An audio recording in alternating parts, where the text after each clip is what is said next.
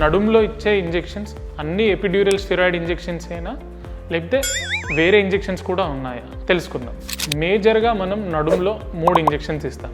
ఒకటి transforaminal epidural steroid injection, ఒకటి facet block, ఒకటి sacroiliac joint block. Transforaminal epidural steroid injection అంటే మనకి నడుం నుంచి కాళ్ళల్లోకి తిమ్మిర్లు వస్తున్నాయి, నొప్పి వస్తుంది, నడవలేని పరిస్థితి ఉంది. దీనికి కారణం డిస్క్ ప్రొలాప్స్ కానీ స్టినోసిస్ కానీ అయ్యుంటే మనకి ఈ ట్రాన్స్ఫరామినల్ ఎపిడ్యూరల్ స్టెరాయిడ్ ఇంజెక్షన్తో చాలా వరకు రిలీఫ్ వస్తుంది. ఫెసెట్ జాయింట్ అంటే మన వెన్ను ఎముకలో చిన్న చిన్న ఎముకలు ఒకదానికొకటి జాయిన్ అయిన ఏరియాని మనం ఫెసెట్ జాయింట్ అని అంటాం. ఈ ఫెసెట్ జాయింట్ ప్రాబ్లం ఉంటే మనకి ఆర్థరైటిస్ లాగా నొప్పులు వస్తూ ఉంటాయి. అంటే మనకి బ్యాక్ పెయిన్ ఎక్కువగా ఉంటుంది, కాళ్ళల్లో పెయిన్ ఎక్కువగా పోదు. మనం ముందుకు వంగినా వెనక్కి వంగినా కూర్చొని లేచినా లేచి కూర్చున్నా మనకి బ్యాక్ పెయిన్ అనేది విపరీతంగా వస్తుంది. ఇటువంటి టైంలో మనం ఫెసెట్ జాయింట్ ఇంజెక్షన్ని మనం ఇవ్వచ్చు.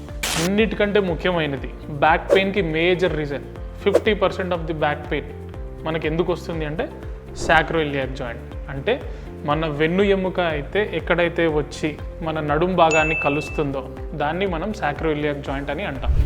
సో ఈ సాక్రోయిలియాక్ జాయింట్ పెయిన్ ఉన్నప్పుడు మనకి కూర్చొని లేచినా లేచి కూర్చున్నా బెడ్లో అటు ఇటు తిరిగినా ఎర్లీ మార్నింగ్ స్టిఫ్నెస్ ఉన్నా నొప్పి అనేది విపరీతంగా ఉన్నప్పుడు సాక్రోయిలియాక్ జాయింట్ వల్ల పెయిన్ అని మనకి అర్థమవుతుంది. దీనికి సింపుల్గా సాక్రోయిలియాక్ జాయింట్ బ్లాక్ అంటే పెయిన్ ఇంజెక్షన్ ఇచ్చేస్తే దీన్ని సులువుగా మనం నయం చేయవచ్చు. మీ నడుం నొప్పికి కానీ కాళ్ళ నొప్పికి కానీ సరైన కారణం ఏంటనేది మీ స్పెషలిస్ట్ని సంప్రదించి తెలుసుకోండి. ఏ ఇంజెక్షన్తో మీకు నయం అవుతుందో కూడా తెలుసుకోండి.